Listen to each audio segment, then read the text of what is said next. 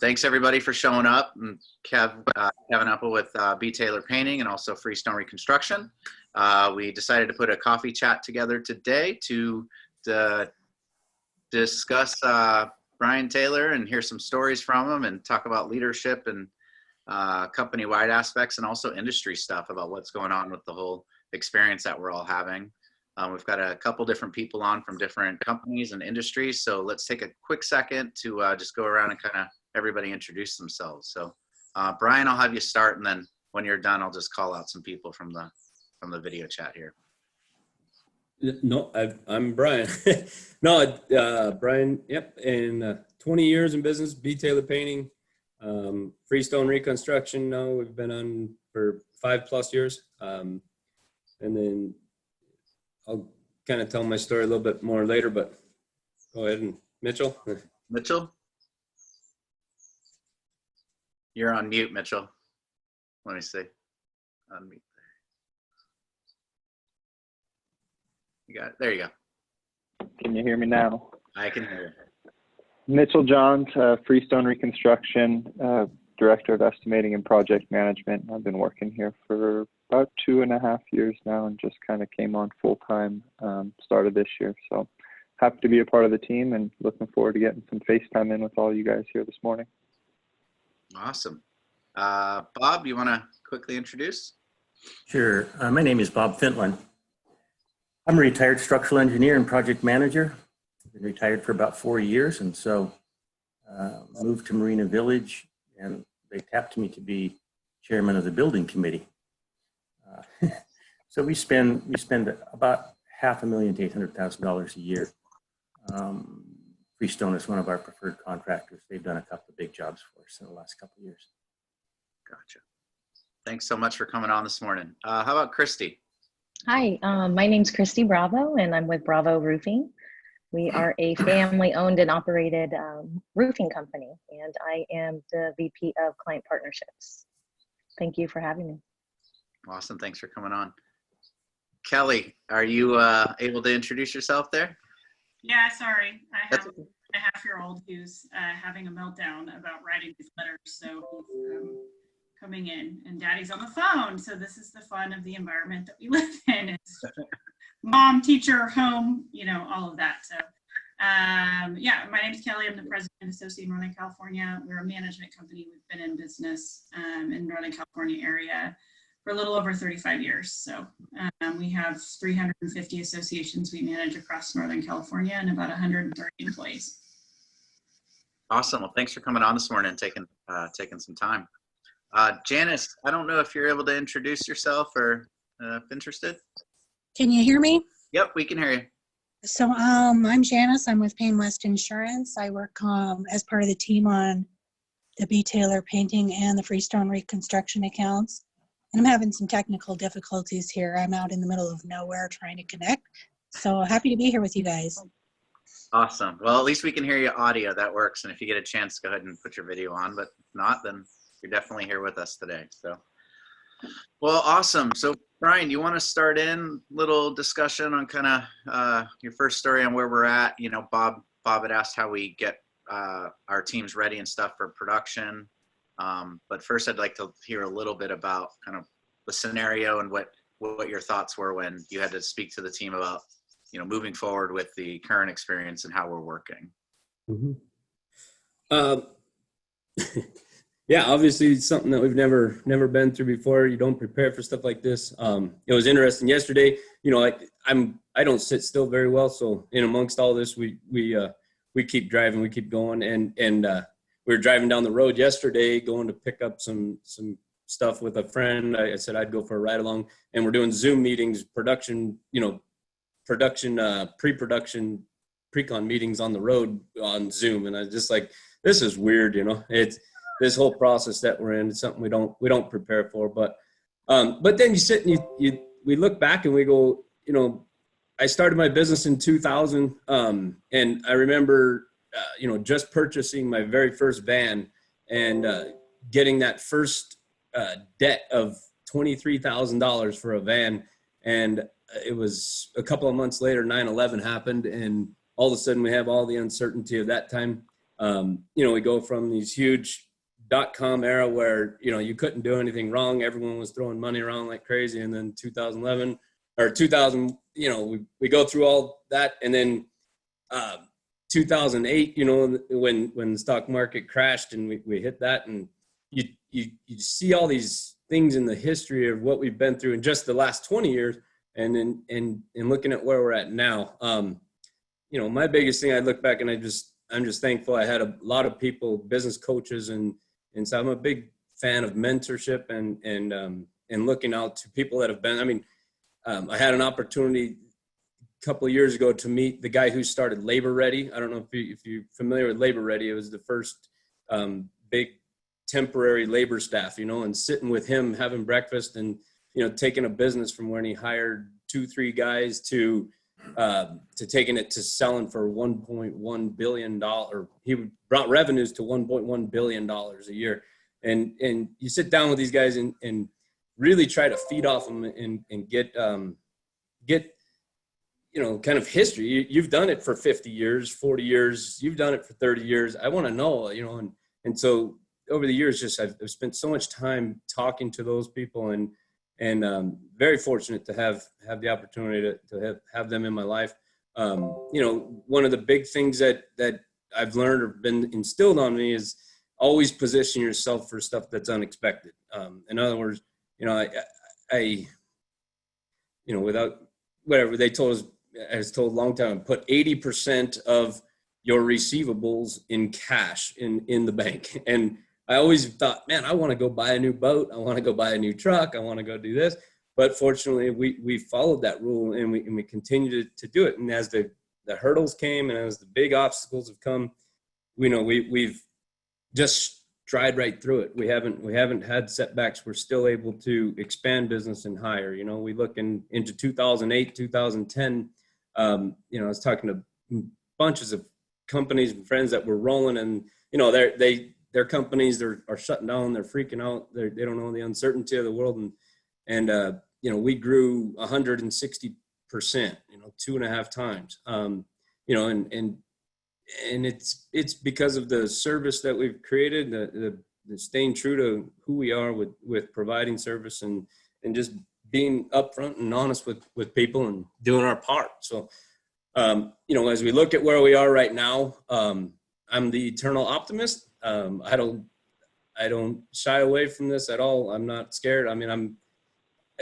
I'm pouring foundations on 2 houses today that I'm trying to build. I just don't shy away. I'm very optimistic of where we're going to be in the future.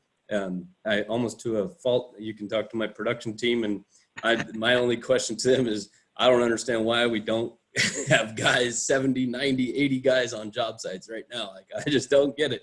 There's always a way to push through this stuff. So. Have you always been the eternal optimist, or is that something that came through throughout your professional career? I would say yes. I naturally find or seek the good in the situation, and the bad, they're just struggles. They're just hurdles. They're not even struggles. It's just stuff to get through. Keep pressing past. You don't. But yes, we don't stare at obstacles as setbacks or whatever. They're just obstacles. They're just, how do you get through them? We talked about where do we come up with the name Freestone Reconstruction? It's the beginning water of the headwaters of a stream. And so if you took and you said you got snow melt, you got glacial ice, you have springs, and you have rain that all funnel into what becomes the freestone, the first water.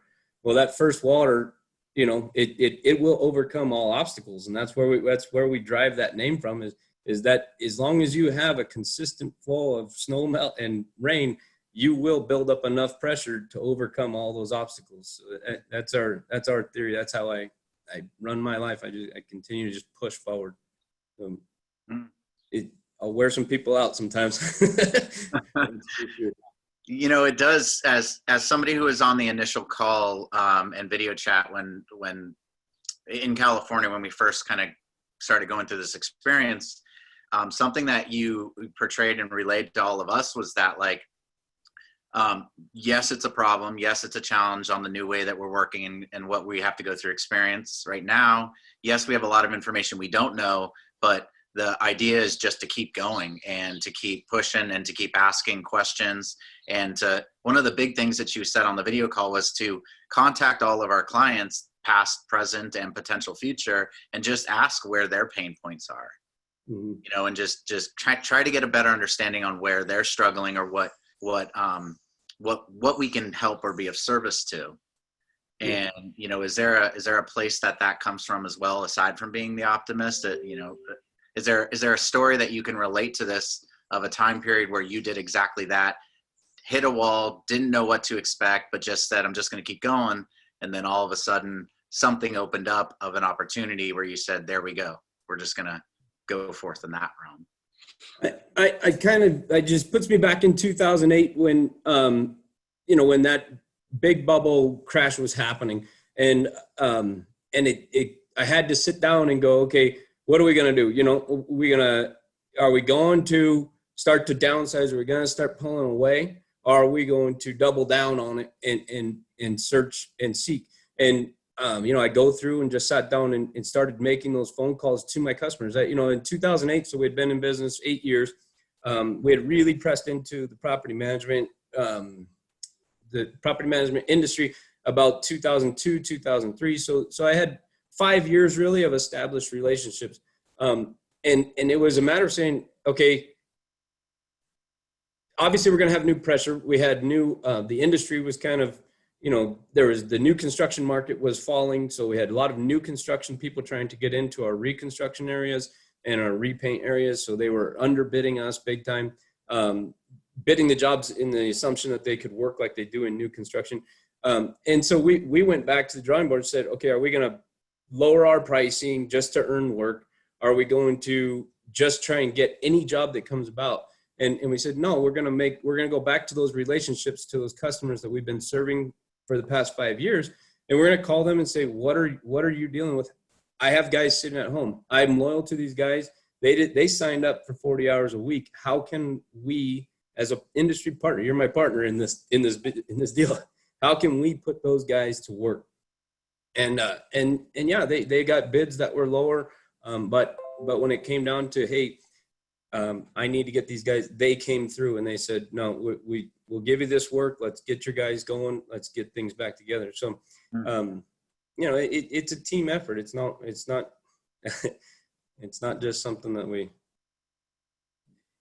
you know, do on our own. We have to have the clients buy into, but we're there to service them. So. Right. And so Kelly, you had said focus on what you can do, not what you're restricted upon. You want to add on to that or talk to that a little bit? Yeah, I mean, I think to tag on to what Brian was saying, you know, the world has changed so significantly in the last 45 days or 60 days. And I think the perspective that he takes about, oh my goodness, you know, all of a sudden we were restricted and we can't do these things. Well, let's sit down and think about and talk about what can we do? Yeah. And what can I allocate my guys to doing? And is this an opportunity to catch up on, you know, cleaning and organizing the storage unit that I may not have ever gotten to because we're so busy before? And taking that kind of positive perspective to really look at, you know, how do I keep my guys employed? How do I keep them working? How do I keep engaged with the clients and supporting them? And just being able to say, all right, so maybe, you know, that my sales guys aren't going out on site to do inspections and, you know, write proposals, but what can they do?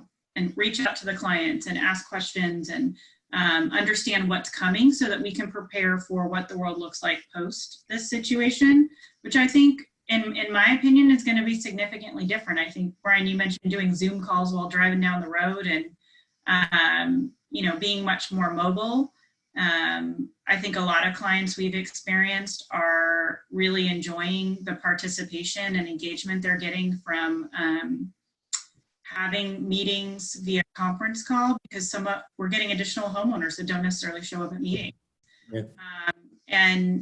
Or homeowners who travel significantly or may not live in the community and can't come to a meeting on site. Well, now we've provided them a venue to participate in engaging in their community. And so I think we're going to see a trend of the industry in terms of community association management moving much more forward in terms of technology following this event. And so we're sort of preparing for that. And when the orders came down, a lot of people were like, well, let's just cancel meetings. We're not going to do anything. And we said, we're still doing it. I mean, no, we can't meet in person, but we're doing conference call meetings, we're doing Zoom meetings, we're doing whatever we can, right? And it's the same thing, I think, with the construction industry. You've seen people say, we're shutting down, we're not working, we're laying off all of our guys, or you're seeing other people go, well, we can't do this, but we can do these things. And so you've got this, send it to us, and we'll go ahead and take care of those things, and we would just bump them higher in the priority line. So I think it's just a matter of perception and perspective. And so I really like what Brian was saying about focusing on what you can engage in versus what you can't today. I've often said, the hardest part of life is that life continues, right? And you always have to remember next week, the earth, life is still continuing. And so we can't just, don't worry about the burdens of today for, let's deal with it and know that there will be tomorrow and pressing on. Yeah. On that Monday, when we laid off 55 guys, we got the order. It was funny. Well, not funny, but there's nothing funny about it. But we sat down at 10 a.m. and I gave everybody we're going to keep pressing forward. Don't worry about this. I'm not worried. We're going to do fine.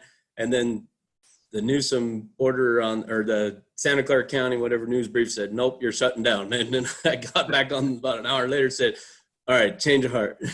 But making that decision, I mean, we laid off 55 guys that day. And that afternoon was, hey, Chewy's one of our painting superintendents. And hey, Chewy, that equipment inventory that we've been wanting to do, we've been talking about doing it for a year and a half. This is our opportunity.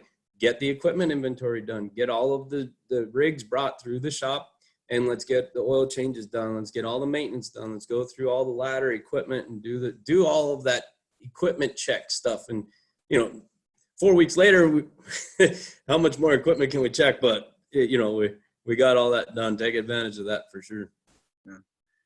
Yeah, there were a lot of that first week. There was a lot of go, don't go, hold up. Where are we going to shift and change? But as the weeks have gone by, at least for the B-Taylor and Freestone production side, as somebody that's seen both sides of it, it's all shifting and it slowly starts to go forward.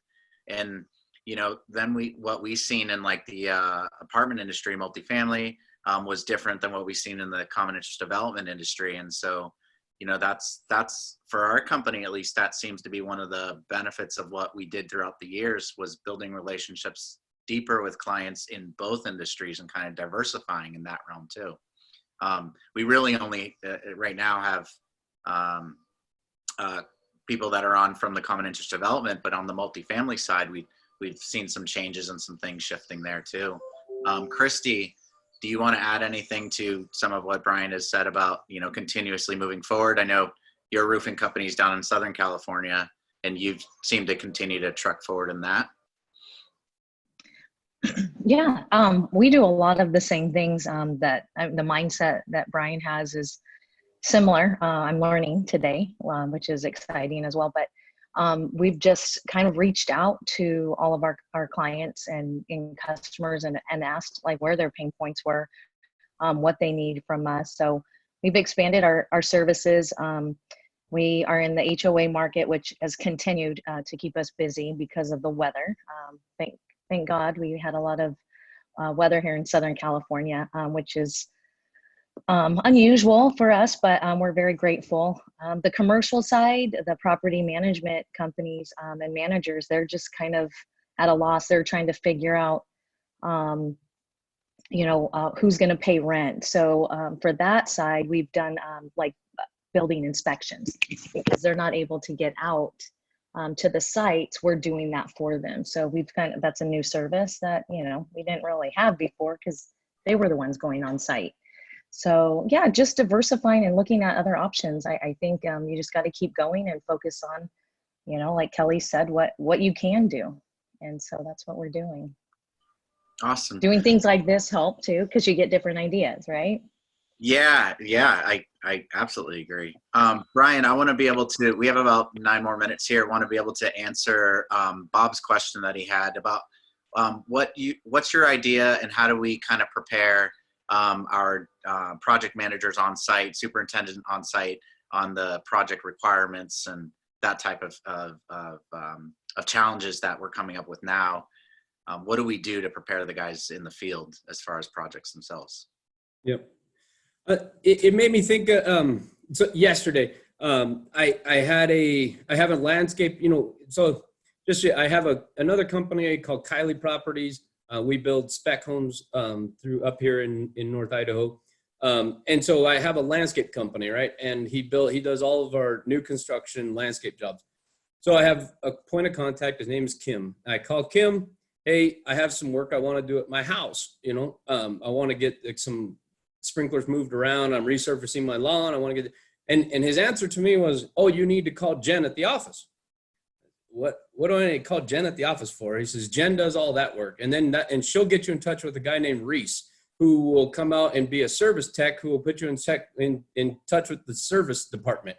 And I instantly thought to myself, Kim, you're my point of contact. You're my guy. Like, why do I need to call Jen? I don't know Jen. I don't know Reese. I don't know these other people. And it immediately put this bad taste in my mouth. Like, I just want to call one person and deal with them. And I go back to that in our companies, we've always created a single point of contact for projects. I struggle a lot with the ideas or companies where they'll have a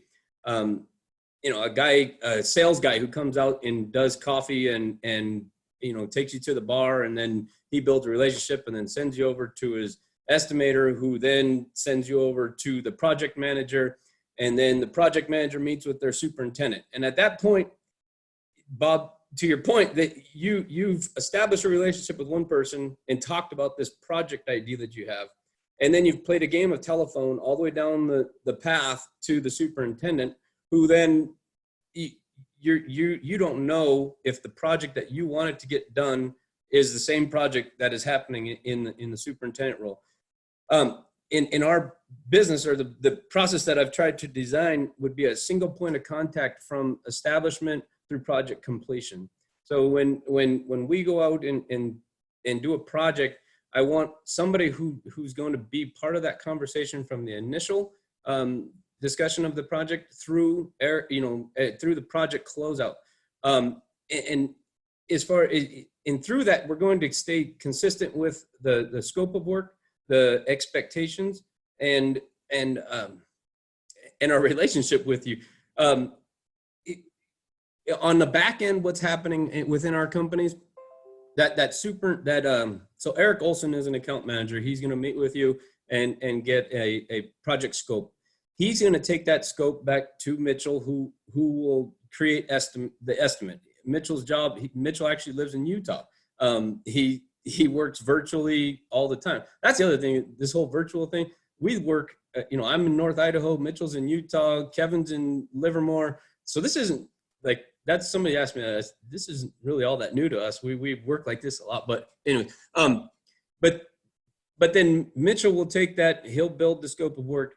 And then that goes back to the project manager. When we do when we do get signed up on a job or get the verbal approval, the account managers then will have a background meeting where they'll sit down with superintendent and the foreman and really dive into the job and go through the particulars, go through plan details, go through budgets, material orders, all of that back end. So we have pre-production meetings that are in-house. And then we have a pre-construction meeting with the client, and through that we're really trying to involve some of the smaller projects. We won't have our foreman on for the pre-construction meeting. On the larger projects, we try to bring our on-site foreman to those meetings so that he's involved in those conversations. But I think the key to it is that our single point of contact process keeps that conversation, the expectation, the scope of work consistent all the way through completion. That's our design. That it doesn't always happen that way, and I get that. I mean, we have circumstances where other things happen. But I think that's the key to successful delivery of a product, you know, and consistency. Does that kind of help you, Bob? Or did you want to, is it? Yeah, no, one of our challenges, of course, is, of course, Associa is our management company, but if we have a task or project that needs to get done, we pass it on to Associa, who then sends the request out. Sometimes there's a, you know, like you're talking about the telephone game. Yeah. By the time it gets to you, it gets to your superintendent, gets to your foreman, it's not what I asked for. Right. And so I just wonder if there's a better way of making sure that when we do a request, it's got the correct requirements in it. Mm-hmm. I think, you know, that's a shortcoming on the client side as well. We don't specify what we want well enough. Then you think you know what we want, we talk about it, and in the end, we have to have several meetings after that to really get the scope correct. So this scope definition, I think, is really important to me. And working with our management company, we need to improve that with all of our contractors. Yeah, Bob, I think that's a good point, right, about the telephone game. You say you want this, then the manager takes it and interprets it as, I think this, and then we translate it to Freestone, who puts it in construction terms, because we put it in manager terms, and you guys put it in construction terms. And by the time it translates back around, it's not necessarily exactly what you wanted. And so I think an opportunity to close that communication gap there. So I think it's a good. We've had actually we're pretty lucky because we have Eric that comes to the meetings, and Mike comes to our meetings, and you know, even Tony's there, and so I mean, we're lucky with Freestone that you bring the right people out to the pre-construction meetings. Yeah, I think, you know, our role so much is more of a connector, and to make sure that we're getting those people into your meetings so that the people who are doing the work are directly talking to the people who are asking the work. And much of management's role ends up being a connector to connect you to these different vendors, because we vetted them and confirmed that they are able to work on your property. But our role is so much more of a connector instead of an interpreter. But sometimes that line gets blurred. But Freestone has been great about making sure that they're connecting directly, and that they have a good understanding of what the scope is directly from the client, which I think has been a positive. And my experience with most business partners, especially Freestone, is that they are willing to come and meet with you and have that conversation, because they don't want to do the work and it not be what you wanted, and then have to come back out and do the work again and figure out, who gets paid for that. Yeah. I agree 100%, Kelly. Letting the contractor meet with the client and put the stuff into construction terms so that we can bid those projects accordingly. I think back to on many projects where they've come to us with really gray scopes and we've refused to bid it. I wouldn't say refuse, that's probably not the right word, but we've told clients, hey, you're not ready for a bid because you don't have a defined scope. And so when we're going to spin our wheels if we don't take the time up front. We have gone to clients also and said, we're willing to write the scope. There's going to be a fee with it. It's going to be $3,500 for us to sit down, draft a proposal, a scope of work, and a matrix. And we've gotten people that look at us kind of sideways, like, you want to charge us for that? Well, because it's a benefit to the client to then get a baseline scope so that we can put this out to bid. We will take that funds and apply it back to our job if we're awarded the project, but we're going to put a week's worth of effort into that, or a week and a half worth of effort. We have jobs where we'll send a foreman out for 5-6 days and walk balconies and check siding and create scopes and take pictures and identify areas. There's a cost with that, and we have but that cost is extremely valuable when you look at the grand scheme. When you can get a defined scope of work and send that out to 3-4 contractors who then have a very good baseline, you're going to get the best information back to make a logical decision on who to use to do the project. But I've gotten, I've gotten scopes of work from property managers, and they'll try to write the scope of work, and it'll say stuff. It'll repair, trim throughout property, and repaint. And you're going, okay, it's a 138 unit complex with 13 different building types. Like, I don't, how do I bid this, and we're going to get 4 bids on this, and they'll send that out. And you go, man, I'm in a bad position because I got to tell this client that this job is not ready to bid, and we're going to be spinning our wheels here. And so I think that's very important to get a good, clear scope of work up front before we put projects out to bid. So rounding it up, that's part of the core of Freestone and B-Taylor's culture is asking the questions, building deeper relationships with the clients when we're not in these experiences. And furthermore, even now that we're going through it, it's asking those tough questions and being open about it and really trying to get a better understanding, not even just with the community managers, but also with the on-site clients as well, with the boards and everything else, because we're asking those questions from the form of construction. What exactly are you looking for? What's your end desire? How deep do you want to go with this? When does the project get started? Funding for it. There's all these other things that we could ask in the beginning as we're setting this project up or estimating it, so that at the end, you actually get this project off the ground and get completed, right? It's a deeper relationship with the client as opposed to just trying to capture everything. I use the analogy of the roller coaster, or you walk into Disneyland, and when you walk into Disneyland, you turn your experience over to the people that designed Disneyland, right? When you walk in the door, you're taken down a path, and then you're given a decision to go left or right, but you're continually going down a path of an experience that somebody else designed for you. And that's what, I sat down 15 years ago and I drew out a path. I said, okay, from the time that I make a phone call to the time I close a project, what is the experience I want the customer to have? And so that's our job as the contractor, Bob, is to take you down a path from you have a need or a want, and our job is to take it from there to a satisfied finished project.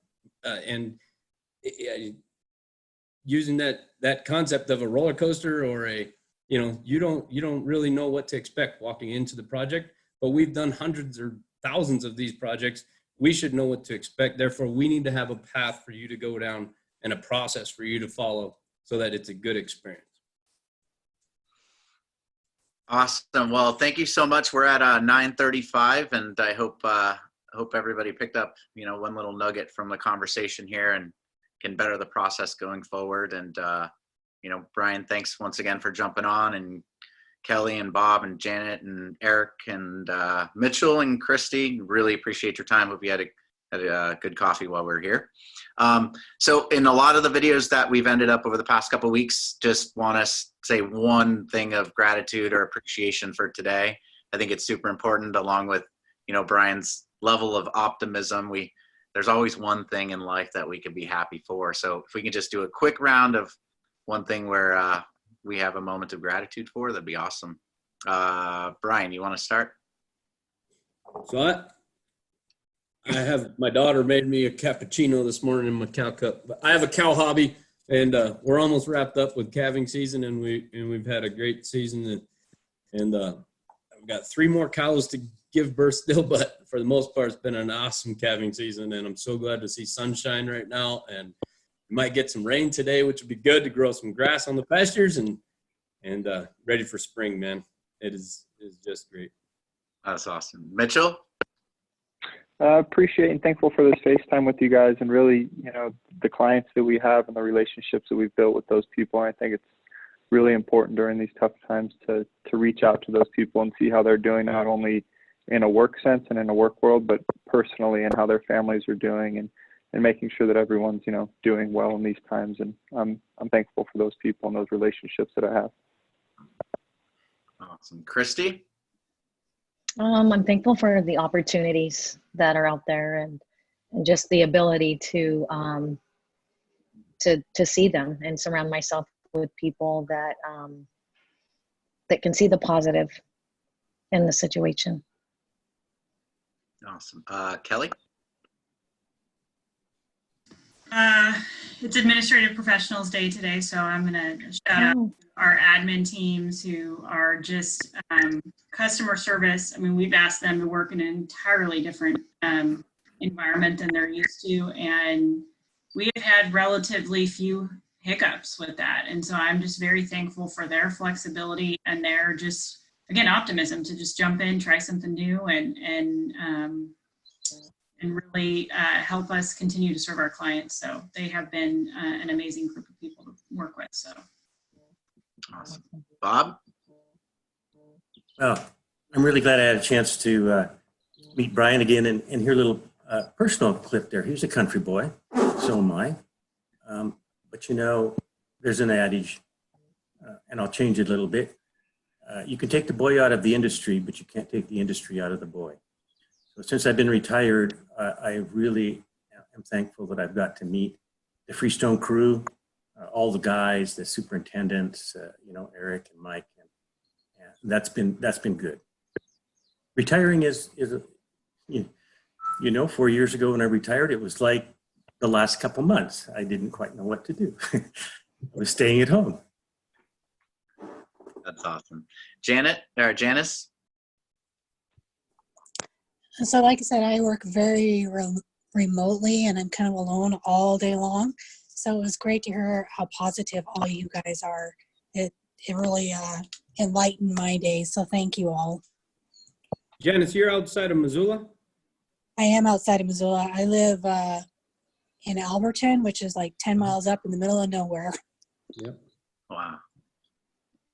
We're fully connecting across the country right now. Eric, are you able to jump on? Yeah, so I had a little issue with my laptop version for some reason this morning, but I've been listening here the whole time. I think I honestly am appreciative for our clients, for guys like Bob, who I deeply appreciate your comments, Bob. I think you know, you could have probably given us a harder time than you did, but you know, it's guys like you that are why I do what I do. You know, we obviously, you know, we hit our challenges during projects, but you know, I think the reason why we try to have a little deeper conversation sometimes is so we can have those tougher conversations when they need to be had. And we've certainly had a few challenges at Marina Village over the years, but I think we've managed to work through them all, and you guys still like having us back. So I think that says a lot. I appreciate that. Awesome. And I just want to give thanks for everybody that came on today. You know, I've been doing things on social and on using technology in the construction field for years, probably a couple decades. And it all just kind of came together during this whole experience. And, you know, now because of this experience that we're going through, I've been able to use a lot of my skill sets to be able to connect people. And just seeing everybody on the screen today is exactly what I had seen years ago, which is absolutely amazing, because it allows us to all really come from all across the country and connect and really stay positive and allow us to now create a ripple effect within the rest of the industry. So I appreciate all of you, and thank you so much. And hopefully you go out and have a great day. Yep, great. Thanks. Thank you, guys. Cheers. bye. Bye.